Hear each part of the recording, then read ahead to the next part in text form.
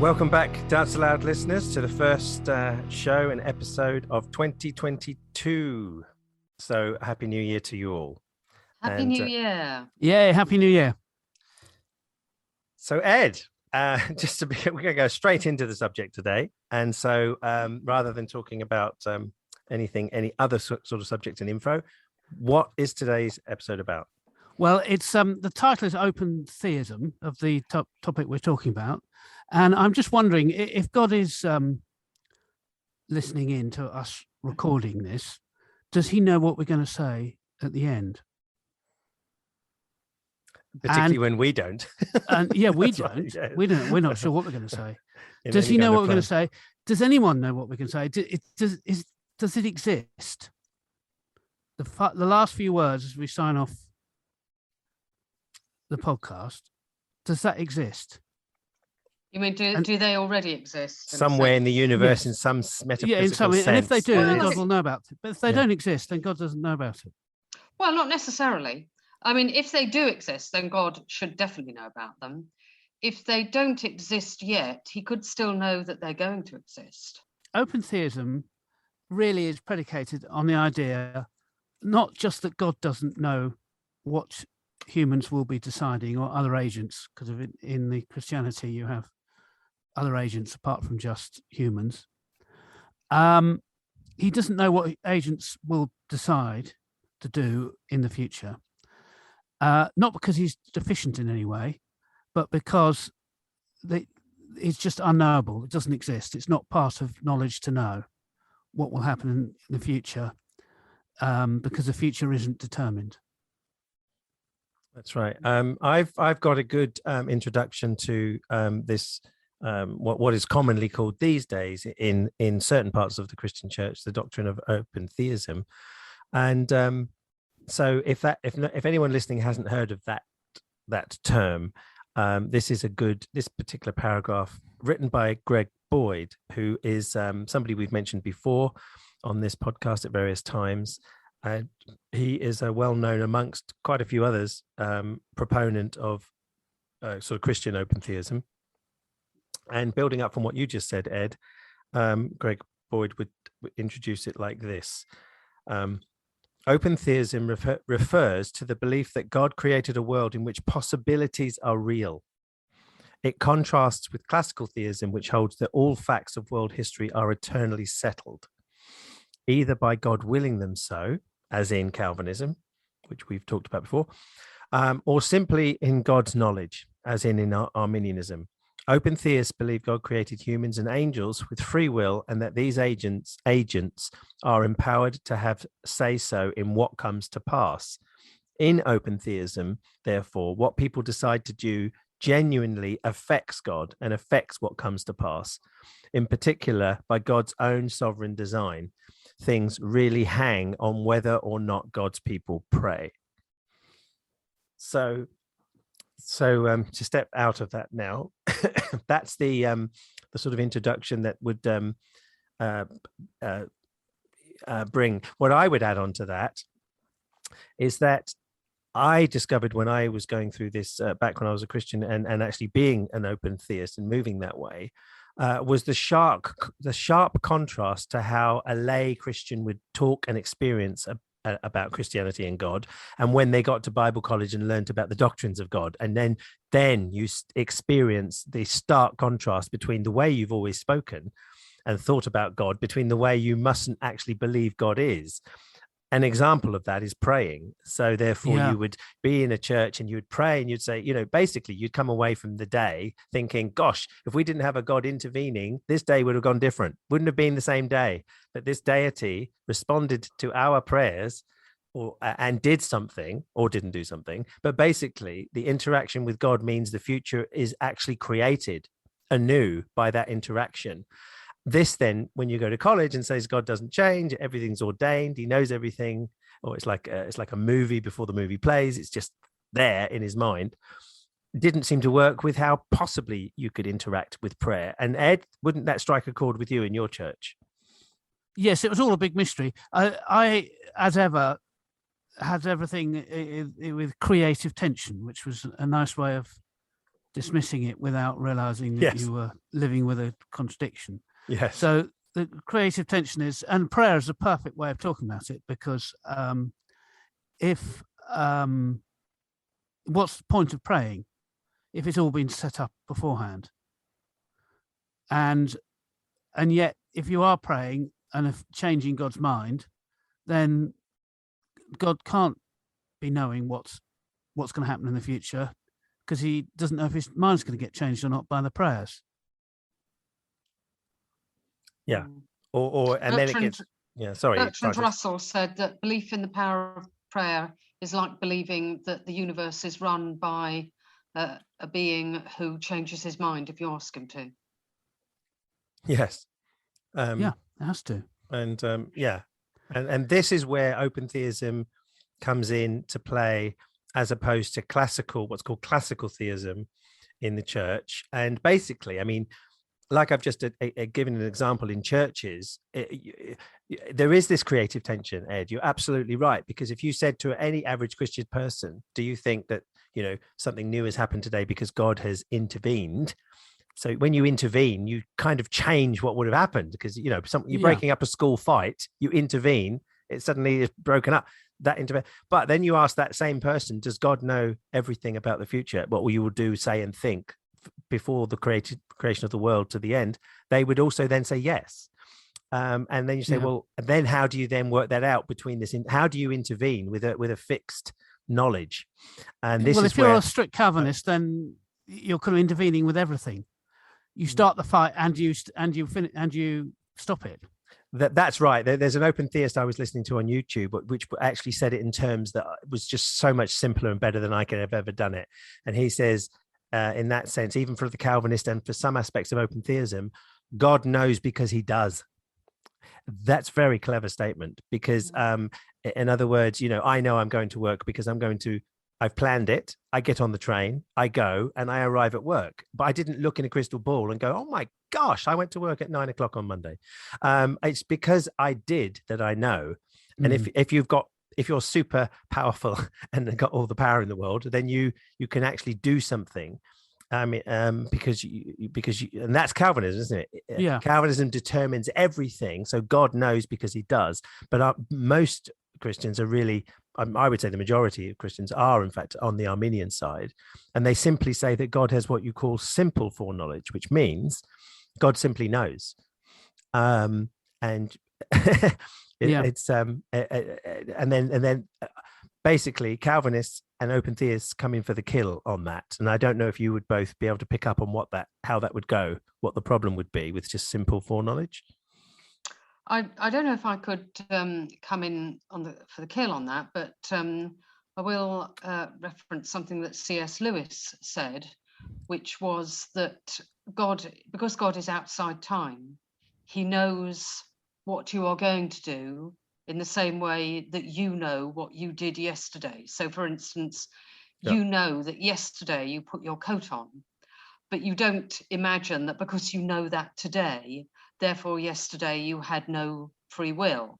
And for God, everything is like yesterday, because it's, he's standing outside time and it's all already happened. I think the problem with that is he has that knowledge, but it's of no use to him, because he's just an observer. So for him to have that knowledge is of absolutely no use to him if libertarian free will exists and people are genuinely free. Then okay, he's standing outside time and he knows what's going to happen, but it unfolds as it unfolds, and it's all outside his control. He's just an observer. Which is what Calvinists disdain about the Arminian view, because they say that makes God basically it cancels out the other classic doctrine, which is omnipotence. It knocks it out in one go, because God can't do anything because he just sees the future. So can you imagine that? You could say, well, Lord, do you want me to marry this woman? Is this the right woman for me to marry? And he looks into the future and goes, no, you didn't marry her. Do you see what I mean? I've just said, well, what do you see? Well, I see that, oh no, you die in 2016. Okay, so Calvinists are right. God it knocks out his power to do what how does the intervening work with what you call simple foreknowledge that God simply knows, which is probably the most common view of foreknowledge, actually, that God simply knows as the way you described, Francis. But it seems to make God useless to be of any use because it's just simply, when I watch a film that I've seen several times, I can't do anything. It just plays the same, and I can't get into the scene. But in a real play, you might change something in a real play that's live every night. That could go differently. But not funny, film. Yeah. So if God really is just this river of time that God has created, then he really is quite constrained. Well, you hit onto something really big here, Francis, because they Ed, both of you actually. But that point is really, really interesting, because if you hear a Calvinist going against open theists, they make everything about open theism as God is weak, powerless, inability, ineffectual. Who wants a God like that? What we want is the deterministic, Calvinistic God who ordains everything. Okay, but you can turn it round, because you can speak of open theism as showing how impotent the God of Calvinism actually is, in a way, because he can't experience anything new. Because it's all determined. He can't have a relationship with people that's genuine, because he's determined everything for you anyway, know. And so open theists say that God can't experience, because classically you can't experience pain. God really shouldn't be getting angry, because that's you're arousing passions in him. That can't happen. So an open theist God can actually be responsive, reactive. He can get angry, he can change his mind, he can interact, he can do something different. He can have a plan and it goes to plan, and he can have a plan, but some elements of it can be thwarted. And the Calvinistic God can't experience all of that. And so what kind of God is that? So you can actually turn the tables on both versions of God to make them seem the kind of God that you don't really think much of. Is that helpful? Yeah. Can we just quickly jump back and give us a little bit of history? So the early Jews seem to have a God that's quite similar to open theism. Yes. That God is very human, and he's a player in the drama. You can change his mind quite a lot, particularly in the early books. That's right. He obviously famously he regrets making mankind at all. In the early church, by then that whole idea has completely been lost. And it's all quite Greek and classical. Is that right? I would say so, yeah. A lot of Old Testament scholars of the ilk of, like, say, Christine Hayes would actually say that, that the problem with theology getting in the way of text is a big problem anyway, all kinds of reasons. Okay, so a text is kind of blotted out by a theology.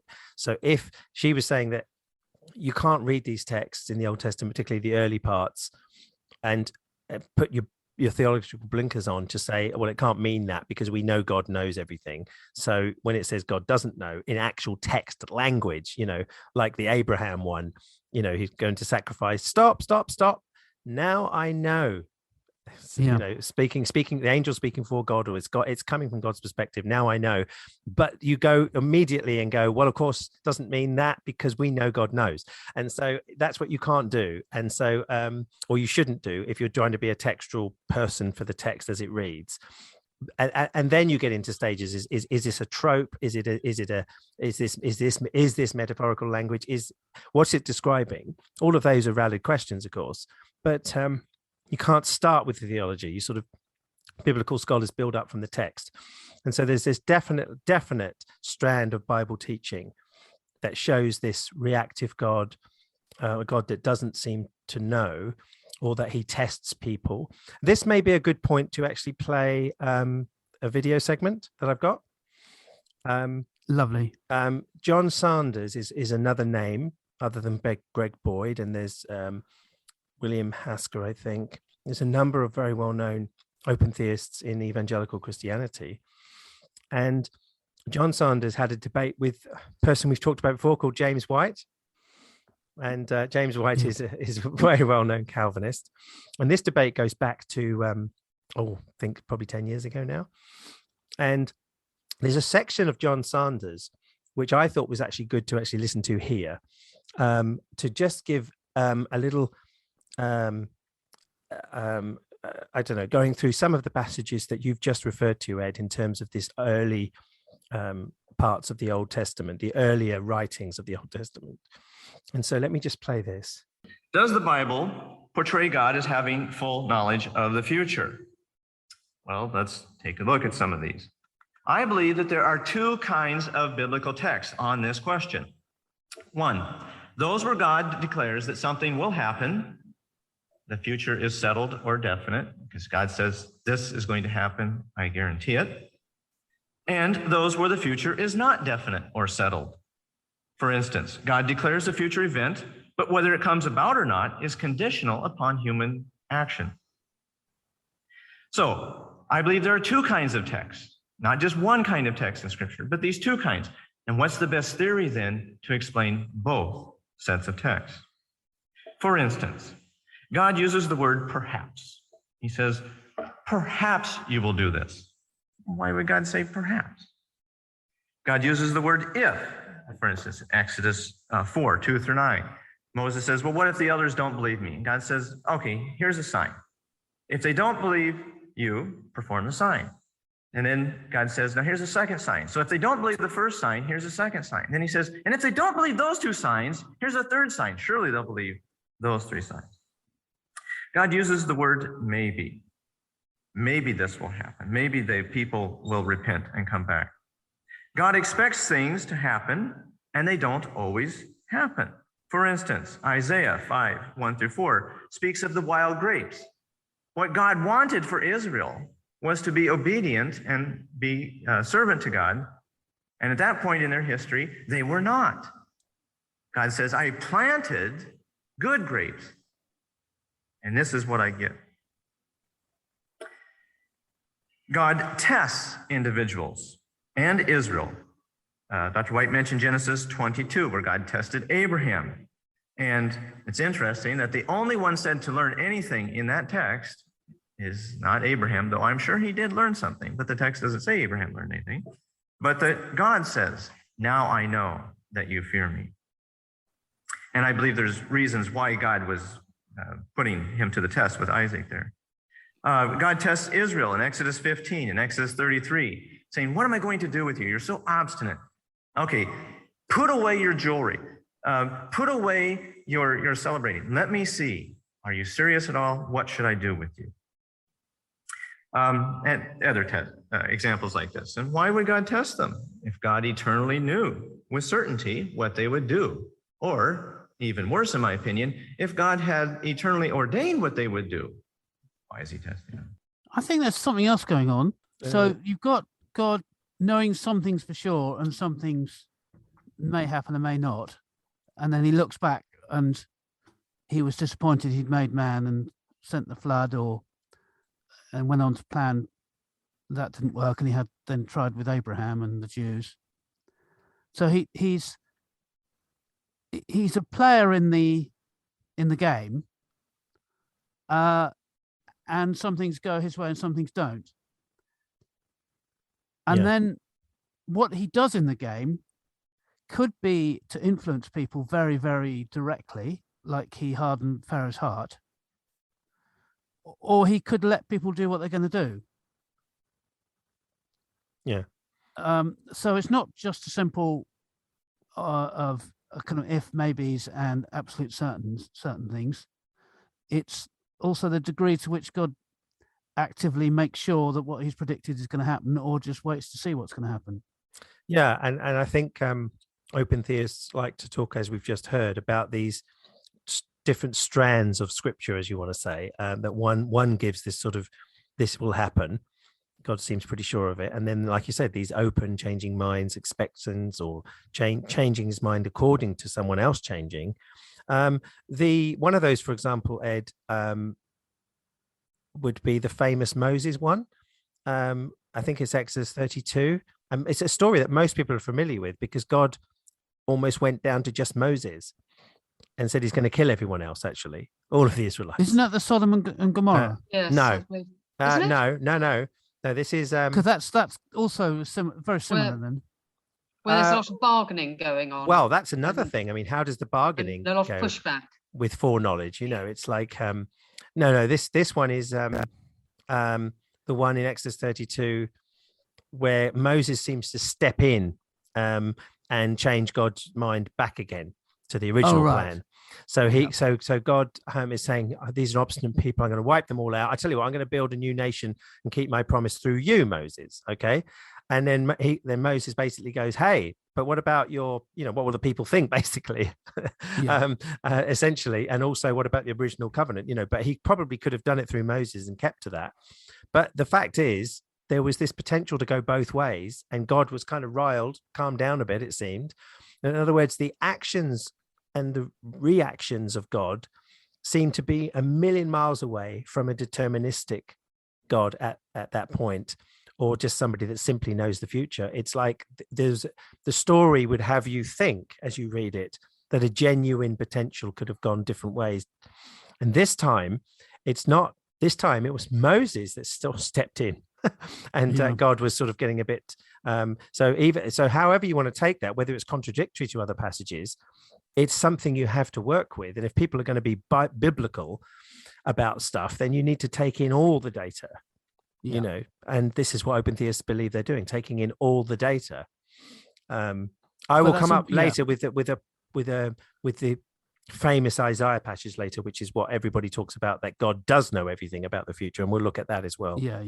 But at the moment, in these early passages, they are obviously in the culture that they arose, which is like warlord gods who are quite person-like, human-like in having purposes and manipulating events and just being powerful, but not all powerful. That's where I would come in. Open theists don't go down that route, because as believing Christians, you generally, not always, but believe in a consistent God all the way through.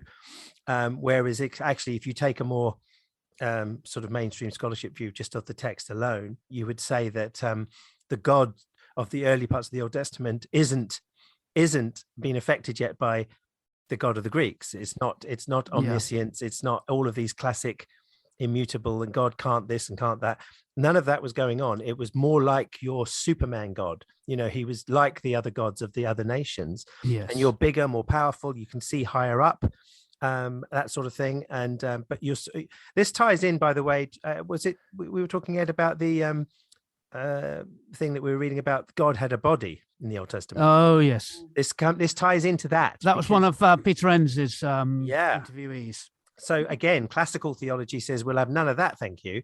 So anything body-like is just metaphors, pictures. It's the same with this. Anything of God changing his mind, getting upset, getting angry, it's all just metaphors and pictures to just sort of somehow. It's not the real God, basically. In other words, classical theists will say that much of what we read in the Old Testament isn't the real representations of God. It's like childlike lisp, as Calvin would say. But yes. I want to just, you might not know this. Yeah.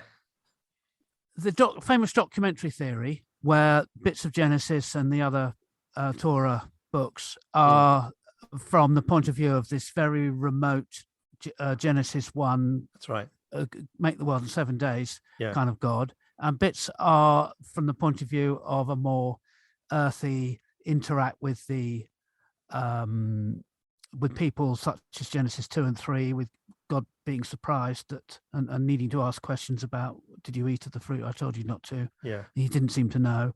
So you've got these two ideas of God. And so the God we're talking about is the Genesis 2 and 3 kind of God. When we talk about I totally agree on that. Absolutely. That's actually the Genesis 1 God, and other passages are more high up and more, you're moving towards the more God of almost the God where there are no other gods. Whereas the Genesis 2 kind of gods, there still could have been other gods around in that writer's mind, and like I said, God is much more body-like. There's passages that says that you could see the back of God, he walked in the cool of the evening. Yes. Now, all of these things have normally been standardly metaphored, but actually, the way the garden reads, if you're going to be strictly by how it reads, he's walking and he's saying, "Where are you?" All of that makes sense with a particular old view of how gods were, and then we evolve as we go along. And Genesis 1 is a further involvement because, of course, it's not necessarily the chronology in the Bible; it's when they were actually written, rather than put together. And so Genesis 2 is far more body-like, isn't it? God breathed into Adam's body, and you think, well, how did you ever imagine that, Ed, as a Christian? How did you think that happened? If you would have a video of Adam, if you thought Adam was real, that is. Yes. Was it like an invisible breath going in, or was there another big giant body above him, breathing in something? I mean, it depends how literal you want to go. Yes. I picture it's like a child playing with a toy and breathing on it, and the toy coming to life. Except scaled up. Scaled up. And so these obviously people talk about theophanies in the Bible, so this does tie into this. A theophany being an embodied version of God somewhere who wrestles Jacob, or the angel of the Lord. What's going on there? So basically, classical theism seems to not really touch into all of that. It gets to this sort of God that we often more know about, which is this God who is timeless, outside of time. He is impassible. He doesn't have he doesn't have emotions, which seems crazy. On majority of the text presented in the Old Testament, God is full of emotion. He gets so angry at someone's behaving badly, and yet you're meant to be classically impassible. So what we've got actually is Christianity can often be theology and not Bible, which is really strange when you're meant to be traditionally getting it from the Bible, but you're not. You're getting it from other sources as well. Well, I'm interested to know how we got to where we've got to. Yes. So we started probably with the early idea, which is very close to open theism, without them ever theorizing. Yeah, true. Then slowly God got bigger and mightier and more remote. Yep. And more a universal God rather than my own. Yeah, the other gods died, or something like that. And that God is closer and closer to more like the kind of picture of God you get from the New Testament. Yep. Because in the New Testament, Jesus knew through his knowledge, presumably given to him by God, exactly what Judas was going to do and what Peter was going to do, denying him. Yeah. But then again, it actually states that he doesn't know the day or the hour of the return of the Son of Man, and that's caused some people a bit of a headache. Yeah.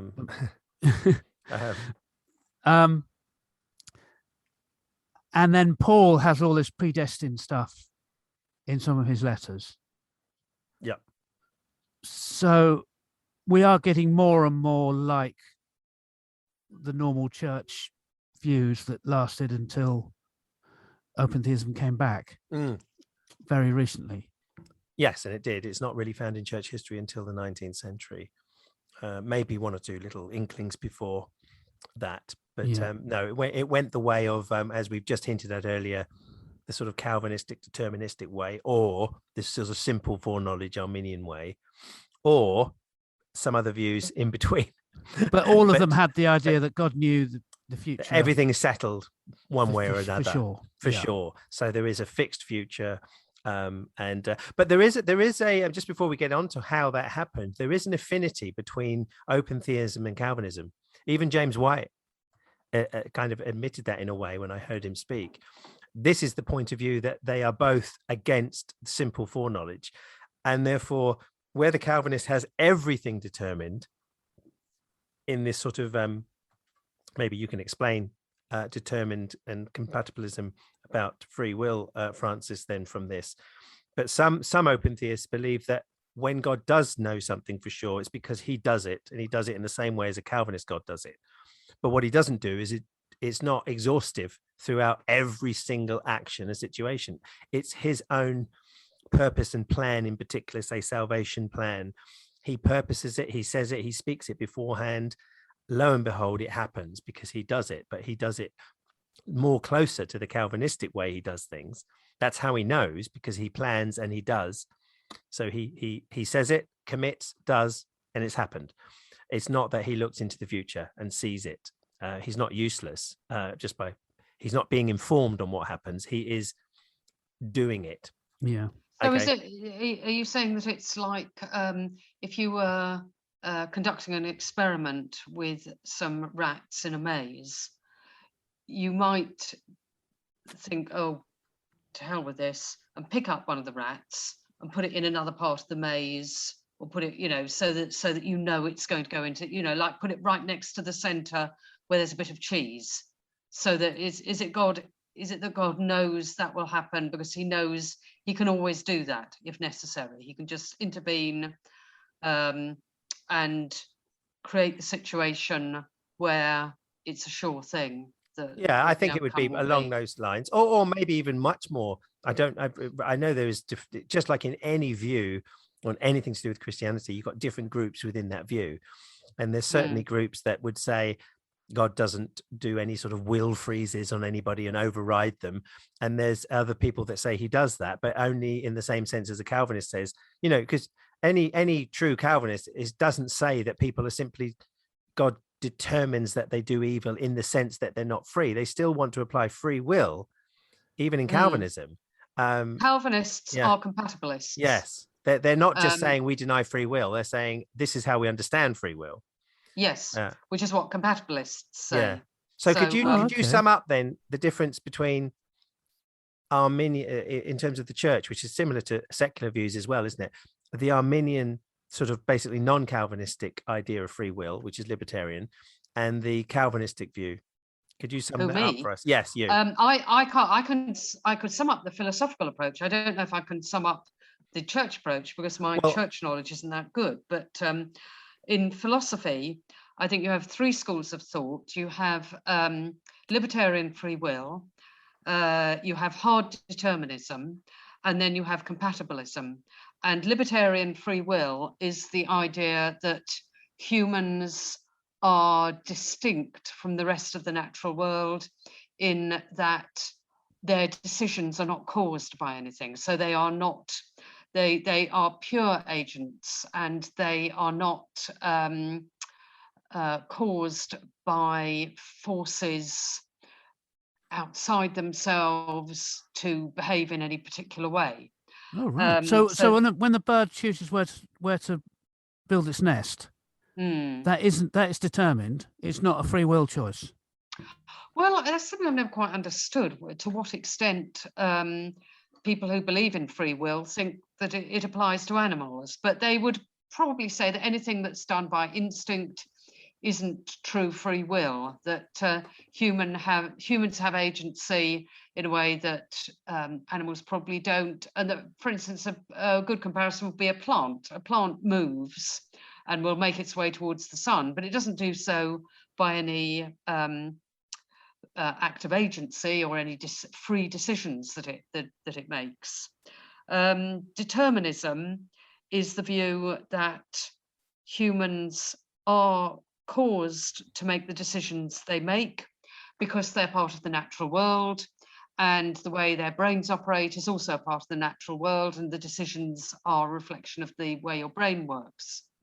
And compatibilists are people who say, yes, the determinist view of the world is correct, that people make the decisions they make because they are caused to make them by a combination of nature and nurture, that they have the physical attributes they have, and the physical things going on in their brain, and also the circumstances that surround them, have all combined to make them the person that they are, who has those predilections and those patterns of behavior.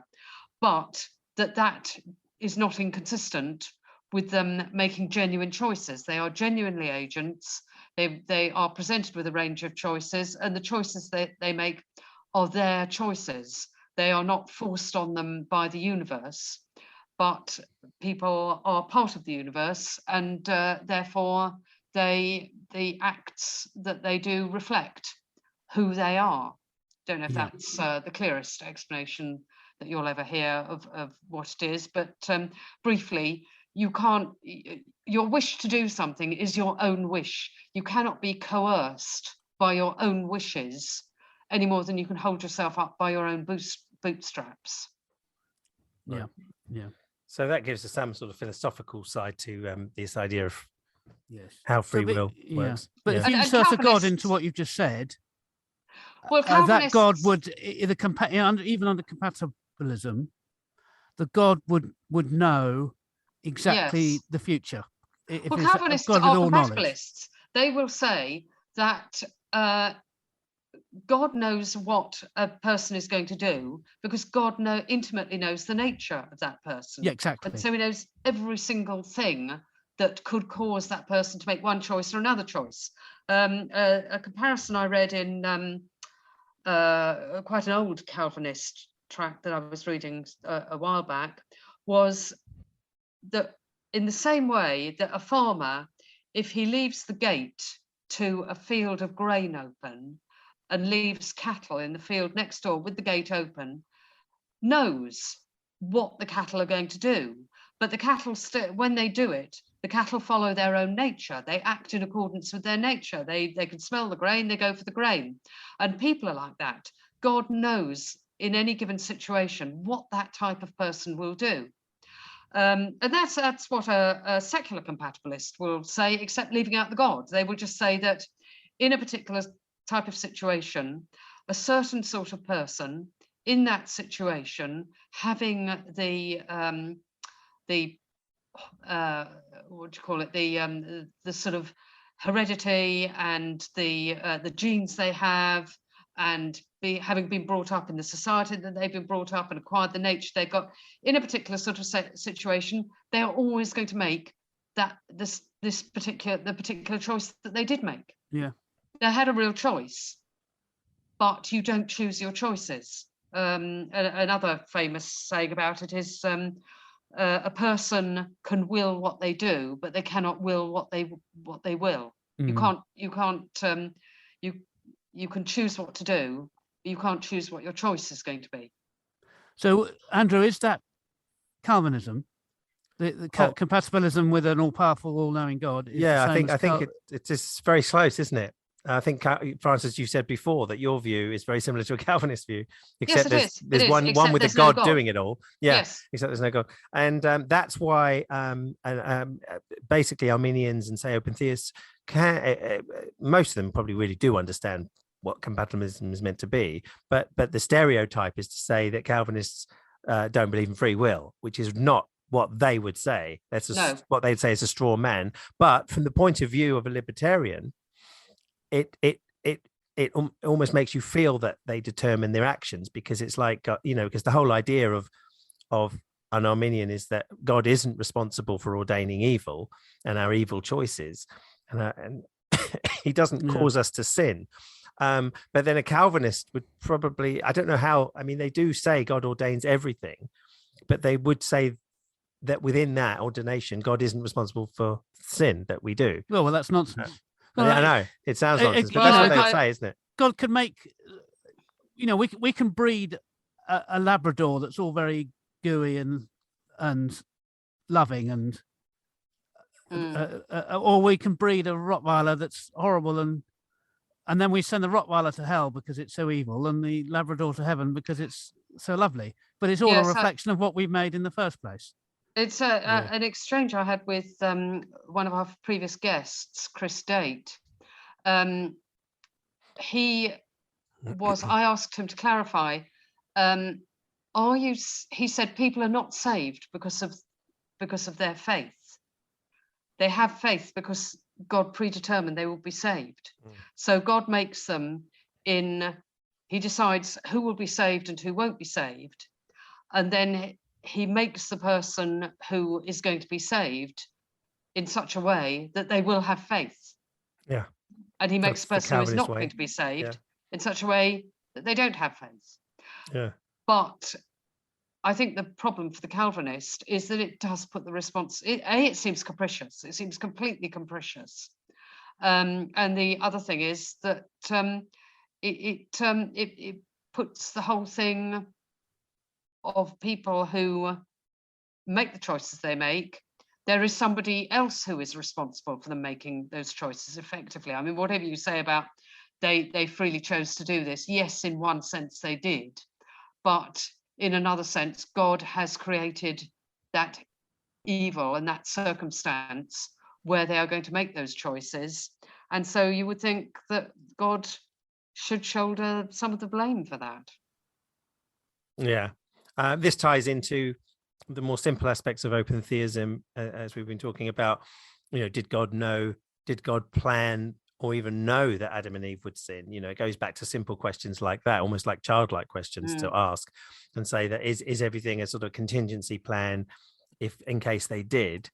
Although putting the tree where it was and disappearing like he did, it's almost giving it away that they're going to eat the tree. Yes, that's right. Allowing a serpent to come in and talk to them is almost like setting the scene up to fail, isn't it? Yeah, exactly. It's like opening the gate between the grain and the... It is, yeah. Why not put the tree of knowledge going to be on top of Mount Everest? And and not have a creature that comes in and try to talk you into it when you're not there. So and it wasn't such a smart move putting the tree of life right next to it, was it? No, it's not. So one wonders about the narrative in itself, in terms of what was and what wasn't going to happen. But I think the simple nature of the text is that the writers weren't even thinking in such categories as we do today. So all of this theological stuff, can you just imagine everything that William Lane Craig was talking about, sitting to a disciple and talking about middle knowledge and the time, and the disciples said, I've just been fishing and I'm following this guy around and now you're confusing my head with all this time stuff.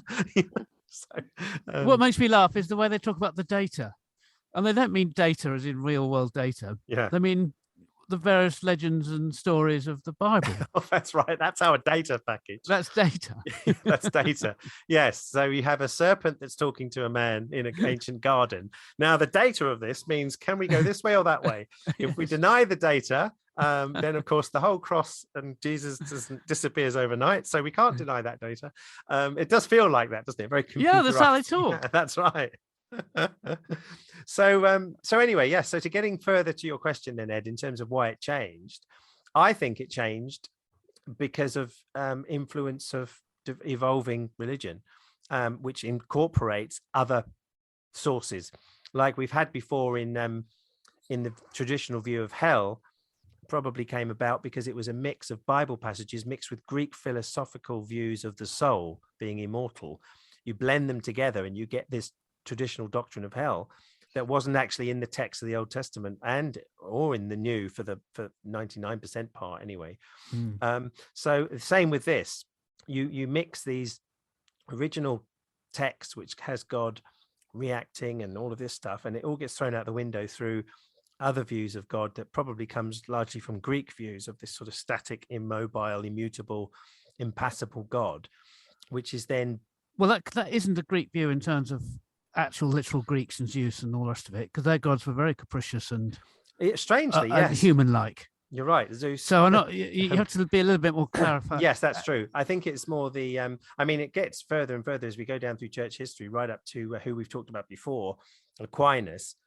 All of this view of God is so far removed from those simple texts. So it's more the interaction of Aristotle and Plato and everybody.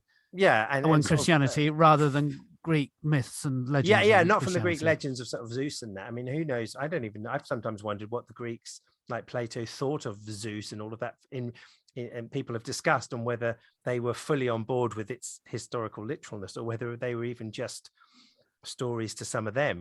I question quite what they believed about some of those myths, because those gods are crazy, some of them. I mean, Plato didn't think much of the gods of Greek myths and legends. He thought that God was far more spiritual and above it all being and pure. And it's those pure principles that lead to this doctrine of impassibility, that God doesn't have or experience emotion, which is back to that thing again. You're in a church like yours, Ed, and God is said to be angry, and so God is said to be happy or responsive, and then suddenly you have a doctrine that says no, he's not like that at all. He cannot feel emotion, he cannot react, he cannot change, he's immutable. All of these things. But you talk about my church as if we're weirdos. All Christians think well, that all way. Christians, yes, but I've been thinking particularly with the charismatic church, which has this sort of very much your style of church compared with, say, a Reformed Calvinist church would fit very well with open theistic language, because you believe in intervention and healing. God steps in. You wouldn't be healed if you weren't asking God, you know. And whereas actually God, you know, so the language often in the more Arminian charismatic Pentecostal churches seems to fit more with God being an interactor, someone who's affected by our prayers. We're going to pray out all night. In our church, we stayed up all night to pray, believing that something different would happen than if we hadn't. In Calvinism, they'll just be saying, what are you doing? He's determined the future. And or maybe he's determined that you would pray all night, you know. So everything that you do, even his own reactions. The wonderful Roger Forster, who you definitely who you really I heard him speak Yeah. with you actually, and he's a great chap. So did he get into open theism? Yes, absolutely, but not. I don't think he didn't like the term open theism. He liked he used to use the term more. He did a couple of times, but I think because there were different versions of open theism, he didn't want to go the whole hog that some people did. I mean, but he talked about relational theology, I suppose. So he was dead against impassibility, that God didn't feel or experience emotion or wasn't changeable. Even talking like, well, hang around, if Jesus got incarnated and ascends back up into heaven, that Godhead is different than it was. You know, that's a change. You know, and that's talking about God not changing. I mean, there seems to be. Well, I mean, have you ever thought like that? Was there a point where Jesus wasn't ascended in heaven as a resurrected person before? Well, there must have been. Well, it must have been, wasn't there? Yeah, so now you take your pick as to when Jesus became God. It could be before the creation of the world, right up to when he was ascended. Just say classic Orthodox Christianity, who's Trinitarian, would say that, well, there was one point where Jesus was with the Father and Holy Spirit, not in the same state that he is now, because he's been exalted and he's resurrected and ascended. He didn't, in some sense, was resurrected, in some sense was exalted in a different state. So the immutable, unchanging God, in some sense, changed. And so not just is changing in reaction to human beings and prayers, but literally in the incarnation was a change. And so Roger would sort of dwell on things like that quite a lot. Another thing that comes up is that some of the biggest attacks on open theism comes, funnily enough, ironically enough, you'll find this interesting, from the book of Daniel. Yes, because it's the one book that has a very different view of the future. Now, those that don't know what we know, and we've talked about, who just assume it's 6th century written, would say, aha, how can God be open and yet predict Alexander and his 4 kings to the detail, and who would die and who not, and be so deep? And of course, what we would say, or any critical scholar would say, well, all of that was written after the fact anyway. So that's got nothing to do with any theological belief. And if you're an evangelical that believes it was written after the fact, cast in that way, then you can, open theists have actually, I've noticed some open theists lean to that view, by the way, because of course it in one go deals with the objection of God's detailed future knowledge in Daniel, whereas the other prophets don't have prophecies that like that. They have more contingent ones, things that aren't so detailed, things that don't really seem to be talking about Jesus, but we believe they are. Whereas Daniel is so detailed on the Maccabean period that it's difficult for an open theist. They do struggle if they believe it was written 400 years before. So is there an inherent problem with prophecy and open theism? I don't think there is. There isn't for the most part, because most part of I think Boyd was this was what Roger Forster did talk about way back, and Greg Boyd, was that the prophecies, we got it all wrong anyway, because the classical view, not classic view, but the popular views of, oh, the Old Testament Christianity is true because you just have to look to the Old Testament and see all these predictions come true.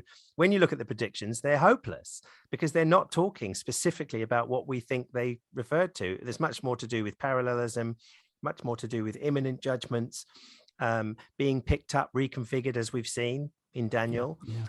So really, I think the majority of these predictions are things that are conditional. It's like, if you repent, I'll do this. If you don't, I'll do that. and it's so much more of that stuff than saying, apart from the book of Daniel, than saying here is a specific detailed things of happening. And even if you did go that way, some open theists say this is where God becomes the Calvinist for the moment. You know, he does it. He can do it whenever he likes. He does it that way, but it doesn't mean because he ordains, say, Cyrus to do this and somebody to do this and stand on their head and do that 400 years ahead. It doesn't mean he does it for every human being that will ever be. Exactly. He's just doing it for a line for his purpose. Because he does it for Pharaoh. So you can't say he never does it, because for Pharaoh, he decides what Pharaoh is going to want. Exactly. Yeah. I just thought I'd bring up, funny enough, the classic verse. I've got it here in 46, Isaiah 46. This is the one that Calvinists say open theism is a complete heresy. It's unbiblical. It doesn't adhere to the Bible, which is so strange, because what's one of the things that's come up, do you think, in this conversation today about open theism? Well, the normal, the charge is what you've said, is that it makes God weak. No, it's not that. No, that's the charge against it. No, I meant what's one of the things what is one of the things that open theism has got going for it, do you think? Well, they've got a much better response to the problem of evil than. Oh, well, that's another side. That's what we'll come on to. I was just thinking of the Bible text. It has actually some Bible texts to give that impression. Whereas the Calvinists would say, no, it's not biblical. It basically, James White would say, open theism is simply not biblical. And yet we've just heard John Sanders, who just reel off biblical passages left, right, and center, which give that impression, at least for part of God's reactions in the world.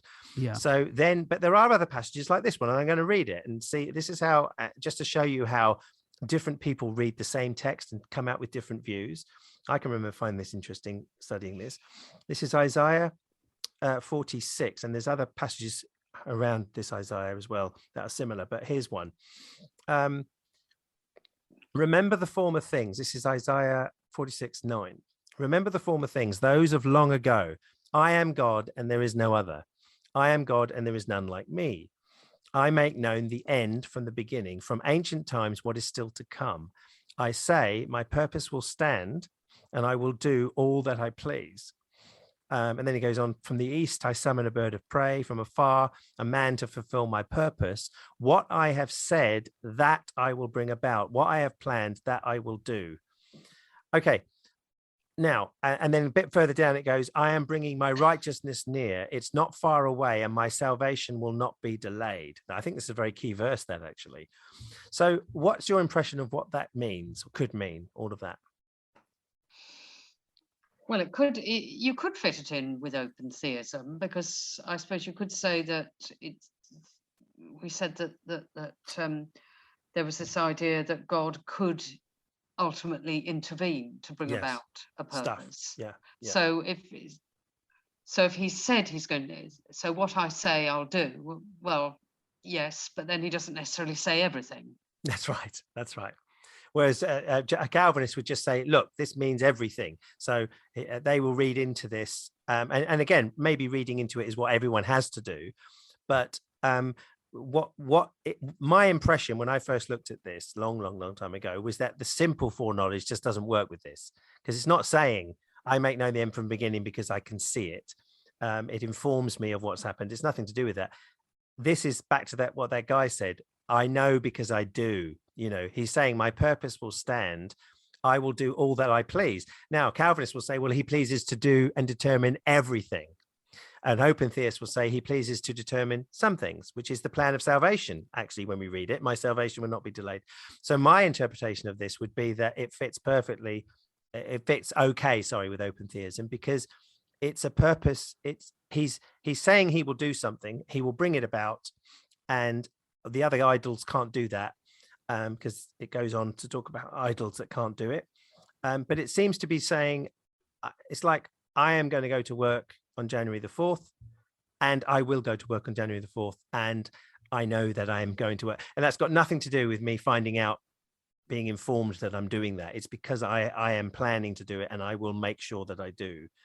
And the question is does it mean everything he purposes, or some things? And that's where the debate lies. So I don't think this verse can knock open theism off the peg. Ed, on yours. Yeah, absolutely. Yeah. I'm happy with that. So the end from the beginning, I make known the end from the beginning. That's just been read into. Oh, right. So that's the end of every single 7-8 billion person's life has been known from the end from the beginning. That's a Calvinist reading. Whereas it could be the end from the beginning in terms of my purpose to save the world. You know, I've made known that I start here. I will then bring the Messiah. I will then do this, and then we will bring in the end, and people will come. So you can see how it doesn't have to be exhaustive determinism here, which is what the difference is. Yeah. Now you don't have an axe to grind. You're not a Calvinist trying to defend that, or I'm just trying to look at the text. I think. Yeah. So if there is anyone who's well, look, I suppose none of us can be genuinely neutral, but when you try to be neutral, where do you think it tends to go if you have to make it all mean one thing? Yes, I see what you mean. But there, if you did, yes, because I would say that coming from my point of view, that the first thing I think about is it a different writer view? Is it a contradiction? Is this writer believing different things? And that's my view. In fact, on a lot of things, is that basically we've got evolving. This writer wouldn't have agreed with that writer. And it's true. Maybe the Genesis 1 writer, if he met the Genesis 2 writer, would say you shouldn't be writing like that. Yes. So when we come to doctrines of hell, yes, and we look at the whole thing in the round, we say, well, it's not completely consistent, but it's actually relatively consistent. I would say, on annihilationism. Yeah, I would say so. I'd say on mass, I'd say there's a few different verses. I'd say that I was surprised at how universalistic some verses can be and sound, much more than I ever used to. But probably a better case for that than actually the eternal torment view. But yeah, on large, I would say the mass image is the annihilationist view. Yeah, if you were forced to say the biblical data is consistent with only one view. Yeah, if we're going to be data man, like who was it, William Lane Craig, I think. Yeah, if we look at the data, well, we say that 99% is annihilationist. He wouldn't, though. He would say the other way. But on this one, I would say that there's probably room for different writers that actually did have a different view as we got more involved with the sort of views that weren't basically views were changing. You had a different idea as the gods, as God wasn't so much a god of the gods anymore, that there was just one God, the Almighty. The bigger and higher he got, the more you started. So that you just can't say there's a. I can't say. I wouldn't. An open theist evangelical tries to fit it all in. I would say that we've got evolving, and there comes a point where that God actually, you're going to have to then start to look at those Old Testament texts and say they're just metaphors of baby language. We're just going blah, blah, blah, blah, blah, blah, just for the little people to say, well, how, charismatic churches have got to talk about God somehow. But it's not the real God. The real God is this one. I think, yes, I don't think it's quite clear, not like the annihilationists. The only similarity is I think both were incredibly infected by Greek views. Platonic thought. And there's one last piece in the jigsaw which I haven't quite got from you or understood. So we've got this big picture of a fairly open theistic kind of looking God in Genesis, slowly getting more and more Greek-like as you go through into the prophets, and then and then the New Testament, and then even more when the church fathers start thinking it through in a Greeky kind of way. And then it starts to come back. But when does the ideas that are now labelled open theism, when were they really getting going? Was it Victorians or? I think there was a guy called something L. McCabe who wrote a book in the 19th century, which was funny enough I found at the time of doing all the hell stuff, which was really interesting. And this guy was speaking. It was quite an early 19th century book somewhere in there, on this idea of challenging omniscience in the classic sense, and even I think immutability and impassibility, basically the omnis in that sense, or some of them. And I think that before that there might have been the odd thing that someone would, I think people struggled with it. I mean, Molinism and these other views of God and the future and time were obviously ways to try and deal with people struggling with Calvinistic determinism. And so with obviously people did have a historical trouble with free will and God's determinism or God's predestination. And so I think that was always going on. But the actual unusual response that looks now to, well, perhaps God then doesn't know and the future is open, that then helps an apologetic. It means that God is far removed from causing evil, causing all the bad things, ordaining the rapes and the murders, and so suddenly, yes, it's not just so therefore you would light up with these biblical passages and go, well, maybe the church got it wrong even from the beginning, and maybe this is how God works, as these Old Testament texts seems to talk about. And so that's the way. So the apologetic use, and the open theism, I think, was termed a lot later. I think that's a 20th century one, possibly through the Clark-Pinnock book called The Openness of God. I'm not sure, or maybe somebody just maybe said that God was open before, but I don't think that's how the 19th century spoke about it.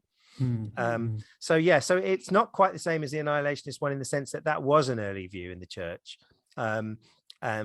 which I think was lost, whereas this wasn't even on the table in the early church. It was like, you didn't go that way. It's like the full preterists, no one really went the full way and said, well, maybe the second coming completely was in AD 70. That's radical. And so is this. And so they're both seeking to answer major problems in theology. So have we actually dealt with Molinism? Yes, that's just what I was going to ask you. Oh, right. Yeah. Sorry. So you've become you stepped into it by mistake. You're our expert now on. You Molinism. are. So if you can explain, what on earth is it, Francis? What is Molinism? Oh, what Molinism? Yes. Oh gosh, I wish I knew. It's the belief that libertarian free will exists, but God knows not only what his free creatures will freely choose to do in the world that is actually realized, that comes about, he also knows what choices they would have freely made in hypothetical worlds that never came about. And yet these choices are supposed to be not determined and are free in the sense of libertarian free will. So I have some difficulty explaining it because I can't make any sense out of it myself. I can see how, as a compatibilist, you could say person X is this sort of person. If you put them in this situation, you can predict that the combination of their genetics and their culture and their upbringing and all the other things that have gone into making them the person that they are in that particular time will cause them in that particular situation to make this particular choice. Yeah, so exactly like the farmer and the grey. Exactly. The gate. Exactly. He walks past the gate. Which is the Calvinist compatibilist view that you'll do what you're going to do. Cattle going to be cattle, human's going to be human, Fred Blogg's going to be Fred Blogs. Yeah. So the farmer doesn't open the gate. So he's not predicting the future because he knows the what if. That's right. Because if he did open and leave the gate open, that's what happens. So he makes sure he doesn't leave the gate open. Exactly. Whereas the Molinist says there is no kind of determinism about it, and yet God completely knows, although those people's choices aren't caused in any way, because that would be determinism to say that people's choices are caused, although they're not caused, they're completely free. They're completely free in the libertarian free will sense. God knows what they would be. When I say that, I don't mean God knows what they would that be. sounds like that phrase, isn't it? God knows. Actually, no, God in fact knows what they would have chosen. And he not only knows that, he also knows what choices would have been made by people who don't exist. So hypothetical people, all the conceivable hypothetical people who don't exist, God knows what they would have chosen had he brought into being a world in which they did exist, and in every conceivable set of circumstances of that hypothetical world, what that hypothetical person would have done.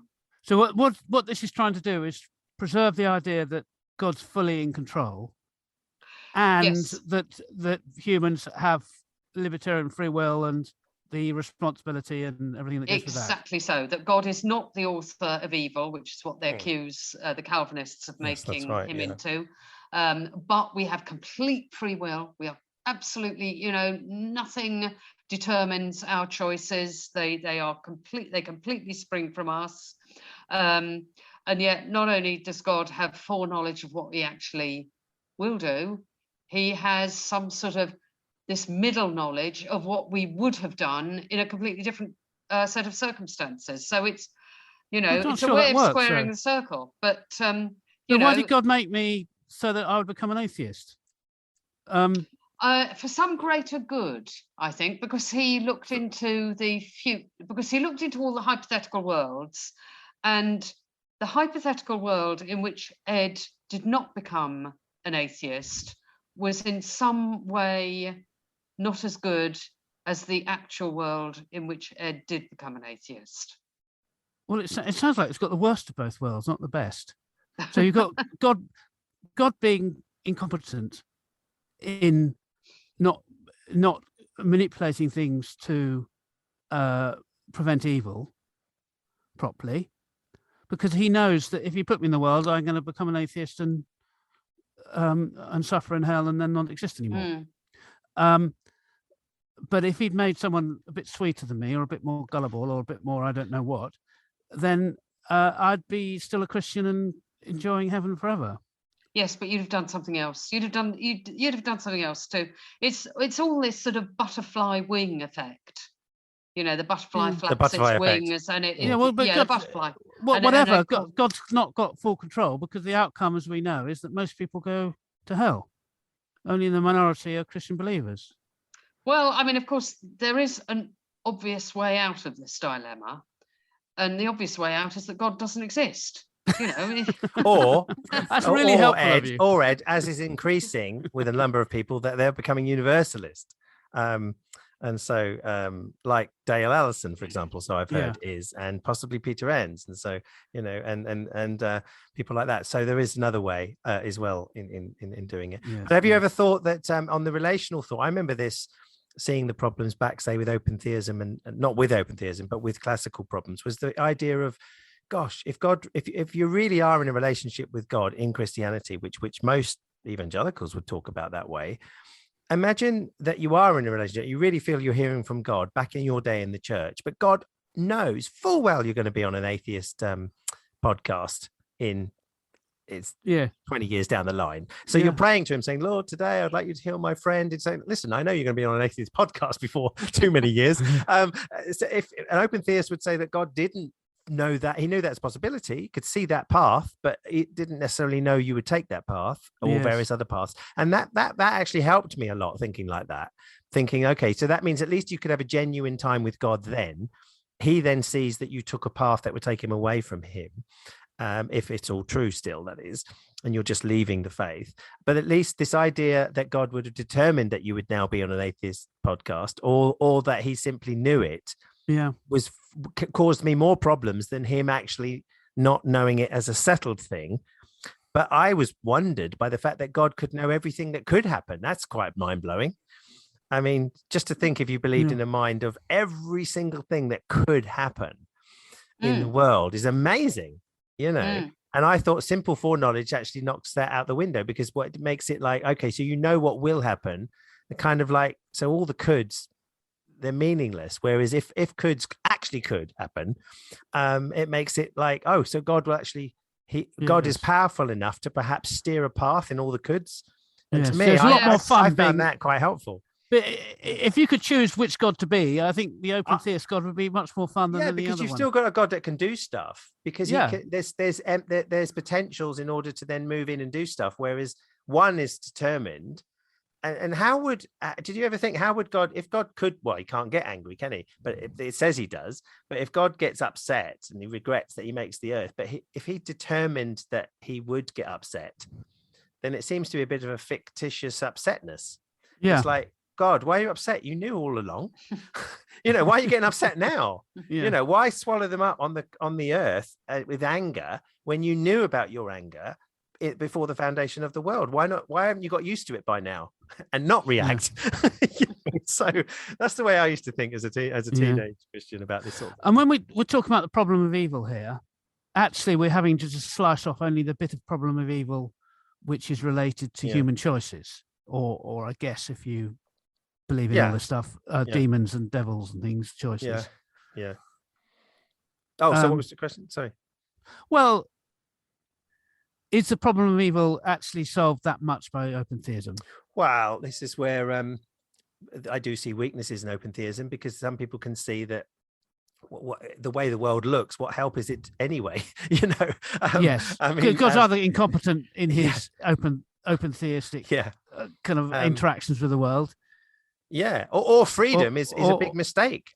It's like, okay, so I'm going to make the world out of love and out of freedom. This freedom is gone off the rails big time, and it's like, okay, so now I'm going to bring everyone into judgment for abusing the freedom that I made.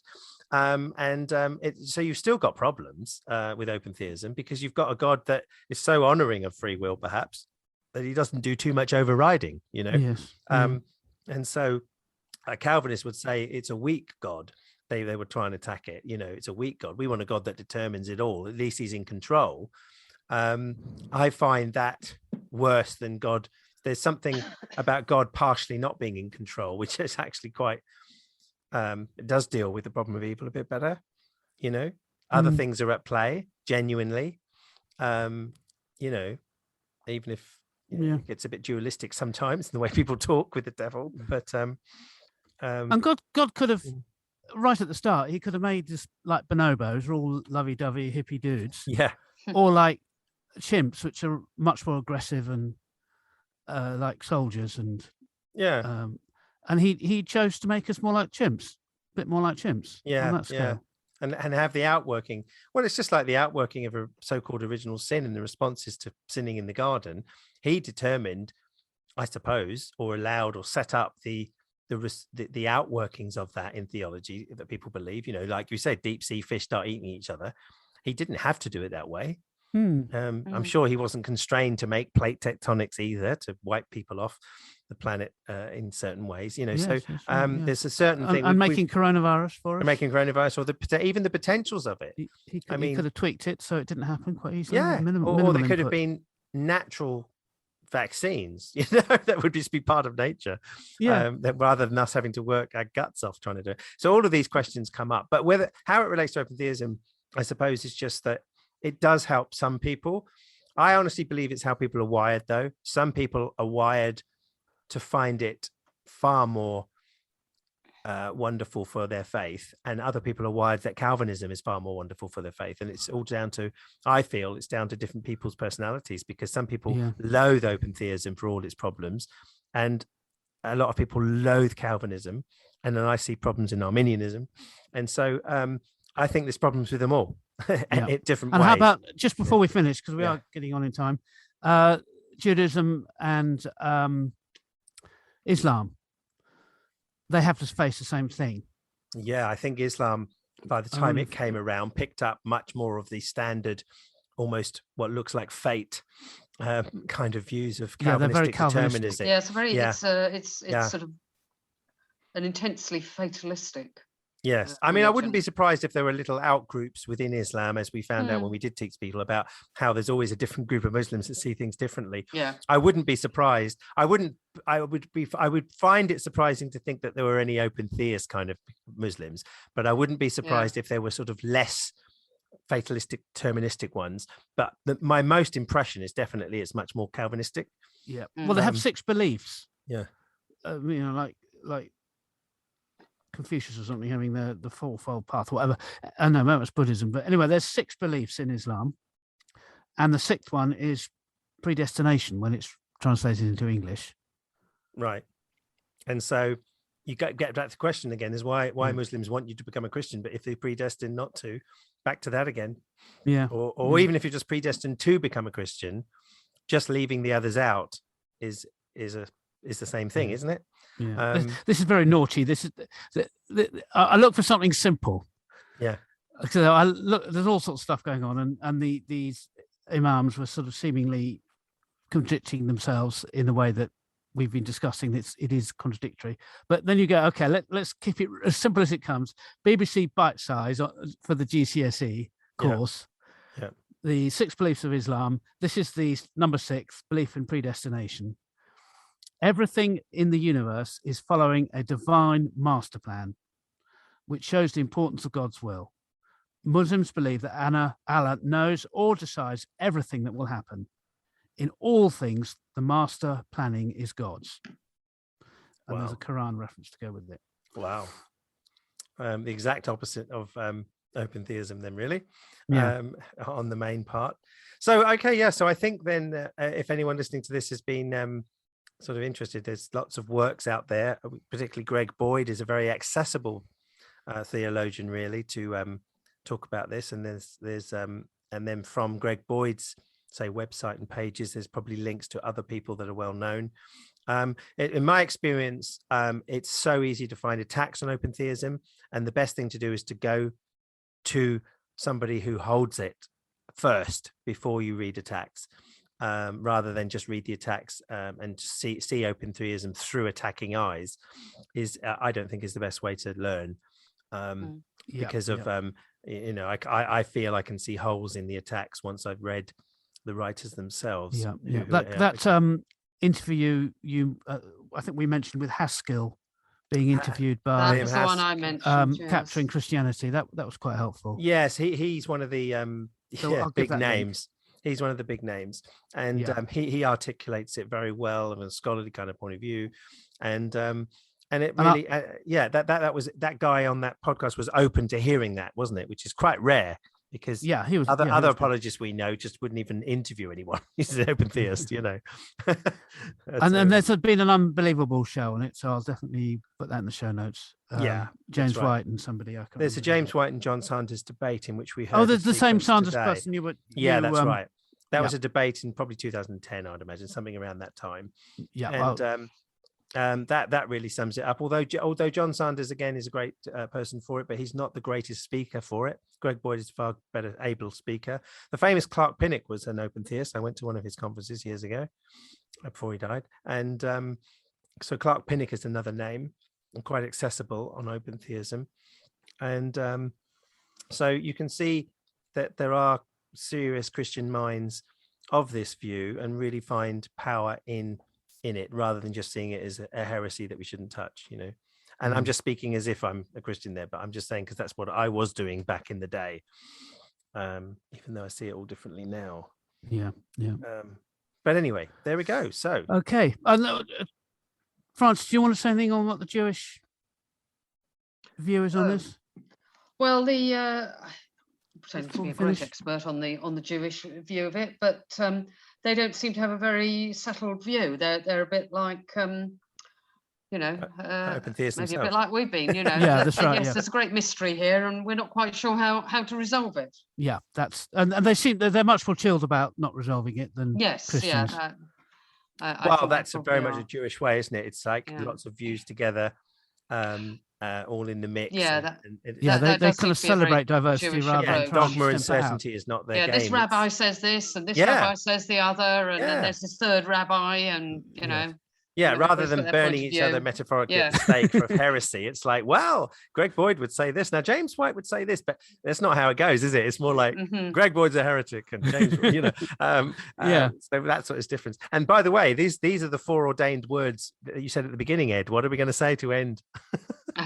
This is where the open future took us. Yeah. Well, Andrew, thank you. Let's knock out. Okay. Thanks, Andrew.